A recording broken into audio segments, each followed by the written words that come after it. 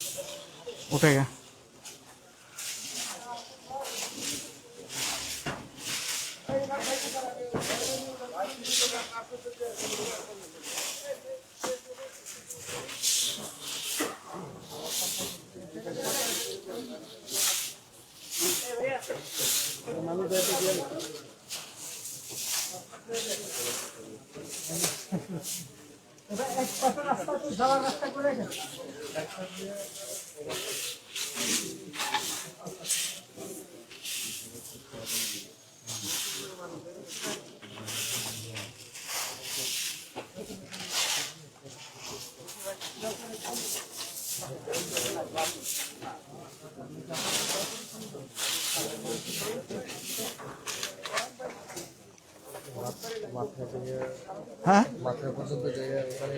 हाँ हाँ हाँ যাই না আর একটু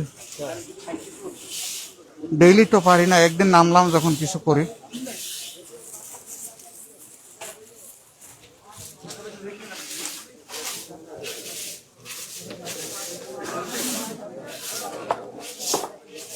এইটার টুকরাটাও ঢুকে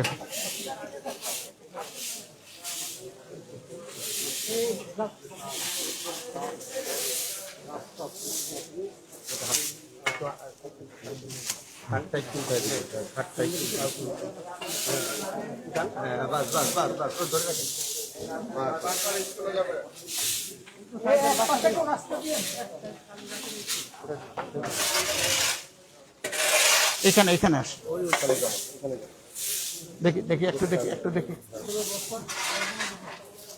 ওই যে এটা একটা হাত।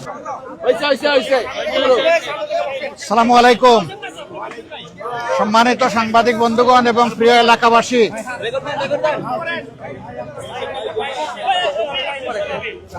আপনারা জানেন গতকাল আমরা সংসদ সদস্য হিসাবে এবং সংস্কার পরিষদের সদস্য হিসাবে দুটা শপথ নিয়েছি। আমরা সংসদে গিয়ে দেশের জন্য ভালো কিছু করতে চাই ইনশাআল্লাহ, আর সংস্কারের মাধ্যমে সমাজের আবর্জনা দূর করতে চাই। এই আবর্জনা রাস্তার ময়লা, ড্রেইনের ময়লা, ছড়ার ময়লা থেকে শুরু করে মানুষের মনের আবর্জনা আমরা দূর করতে চাই। মানসিক সংশোধনের জন্য আমাদের অভিযান। আজকে এই পরিচ্ছন্নতা অভিযানে আমার অংশগ্রহণ করার মানে হচ্ছে আমার প্রিয় এলাকাবাসীকে, দেশবাসীকে বার্তা দেওয়া যে আমরা একটা পরিচ্ছন্ন সমাজ গড়ব, যে সমাজে আমাদের পরিবেশও সুন্দর থাকবে, আমাদের মনটাও সুন্দর থাকবে। পরিবেশ যখন সুন্দর থাকে তখন তার ইতিবাচক প্রভাব মানুষের মনোজগতের উপরে পড়ে। এ মানুষগুলা ভালো হয়, সমাজের জন্য দরদি হয়, দায়িত্ববোধ সম্পন্ন হয়। আমরা সেই বার্তাটাই মূলত দিতে চাচ্ছি। আমাদের ছোট্ট একটা দেশ, আমরা সবাই যদি আন্তরিক হই তাহলে নিজ নিজ আঙ্গিনা আমরা পরিষ্কার রাখলেই দেশ পরিষ্কার হয়ে যাবে। আজকে এই বার্তা দেওয়ার মাধ্যমে আমি আমার এই এলাকার সহকর্মীবৃন্দকে বলবো যে প্রতিদিন ফজরের পরে, আজকে এটা লোক দেখানো নয়, এটা দিয়ে শুরু। প্রতিদিন ফজরের পরে আমাদের প্রত্যেক ইউনিট মিনিমাম আধা ঘন্টা সময় এই পরিচ্ছন্নতার কাজ করবে। 1 ঘন্টা পারলে আরো ভালো। এরপরে যার যার কাজে, পারিবারিক পেশাগত দায়িত্বে তারা ছড়াই পড়বে, সমাজের অন্যান্য সেবায় ছড়াই পড়বে। কিন্তু এখন থেকে আমাদের এই এলাকাটা আমরা চাচ্ছি একটা মডেল এলাকা হিসাবে গড়ে উঠুক। আমরা সরকারের ফান্ড পাই না পাই, সরকার আমাদেরকে কি দিবে না দিবে এটার তোয়াক্কা আমরা করব। তবে আমরা আশা করব, দাবি রাখবো, এই এলাকার ন্যায্য পাওনা থেকে সরকার যেন এলাকাকে বঞ্চিত না করে। এই এলাকায় আমি শুধু ওয়াদা করি নাই, আমাদের সাথে আরো যত প্রতিদ্বন্দ্বী এখানে নির্বাচনে অংশগ্রহণ করেছেন সকলের ওয়াদা ছিল যে একটা ভালো মিরপুর কাফরুল আমরা গড়ব। এখন সবার সমবেত দায়িত্ব, আমি সকলের সহযোগিতা চাই। আমার সাথে আরো যারা প্রতিদ্বন্দ্বিতা করেছেন আমি তাদেরকে আন্তরিক অভিনন্দন জানাই। প্রতিযোগিতা করাটাই একটা বিজয়। এবার আমি হয়েছে, আগামীতে তারা হবেন, অসুবিধা নেই। এটাই গণতন্ত্রের সৌন্দর্য। আমাদের কাজের মাধ্যমে জনগণকে প্রশান্তি দেওয়া, জনগণের জীবনে নিরাপত্তা ফিরিয়ে আনা, শঙ্কা দূর করা, একটা ভ্রাতৃত্বমূলক সমাজ ব্যবস্থা গড়ে তোলা, দল মত এবং ধর্মের ঊর্ধ্বে উঠে আমরা এই কাজটা করতে চাই। এই জন্য সারা দেশবাসীর আমরা সহযোগিতা চাই।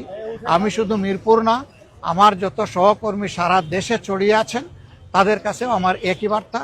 এবং আমি এই দায়িত্ব আজকে শেষ করছি না, এটা আমার শুরু। আমি ঢাকায় থাকলে প্রতিদিন এখানে আসব, প্রতিদিন রাস্তা ঝাড়ু দেবো ইনশাআল্লাহ। আর ঢাকার বাইরে থাকলে যেখানে যাব ওখানে আমার সহকর্মীদের নিয়ে আমি কাজ করব। একটা প্রশ্ন ছিল যে নতুন যে মন্ত্রিসভা হয়েছে গতকালকে যারা শপথ নিলেন, এই বিষয়ে আনুষ্ঠানিকভাবে আপনি কি বলবেন? আমি আমার বক্তব্য দিয়েছি, আপনারা মিডিয়া থেকে আমার টাইমলাইন থেকে নেবেন। একটা বিস্তারিত বক্তব্য আমি দিয়েছি, এর বাইরে এখানে ছোট কথায় আমি কিছু বলতে চাচ্ছি না। বলেছিলেন যে শক্তিশালী একটি বিরোধী দল হবেন সংসদে এবং রাজপথে, কিন্তু আমরা গত কয়েকদিনের যদি তথ্য বিশ্লেষণ করি, আপনারা অভিযোগ দিয়েছেন নির্বাচন ইঞ্জিনিয়ারিং এর, এরপর নির্বাচন পরবর্তী সহিংসতার অনেক ঘটনা আছে। সবশেষ গতকাল সংস্কার পরিষদের শপথ নেয়নি বিএনপি। তো সার্বিক যে বিষয়গুলো, সেখানে আপনাদের শক্ত কোনো অবস্থান? আমরা কালকেই পরিষ্কার করেছি, আপনারা ছিলেন সেখানে? ছিলেন। আমরা পরিষ্কার করেছি যে এই সংস্কার পরিষদের সদস্য হিসাবে শপথ না নেওয়া জুলাইকে অপমান করার শামিল আমরা মনে করি। এই জুলাইয়ের কারণেই তো এই নির্বাচন হলো। এই নির্বাচন হওয়ার কারণে তারেক রহমান সাহেব হয়েছেন প্রধানমন্ত্রী, আমি হয়েছি বিরোধী দলীয় নেতা। এই জুলাই না আসলে কি আমরা এটা হতে পারতাম? এই খেদমতের এই সেবার সুযোগ পেতাম? তাহলে জুলাইকে আমাদের অবশ্যই স্বীকৃতি দিতে হবে, সম্মান করতে হবে, এবং জুলাইয়ের আকাঙ্ক্ষার ভিত্তিতে যে সমস্ত সংস্কার প্রস্তাব সামনে এসেছে এই সবগুলা বাস্তবায়ন করা হবে এই সংসদের পবিত্র দায়িত্ব। যদি সরকারি দল উদ্যোগ নেয়, আমরা বিরোধী দল হিসাবে সর্বাত্মক সহযোগিতা করব। সরকার যদি উদ্যোগ না দেয়, তাহলে আমরা জনগণের হয়ে সেখানে কথা বলবো, আমরা কিন্তু ছেড়ে দেব না। সবাইকে ধন্যবাদ। আসসালামু আলাইকুম।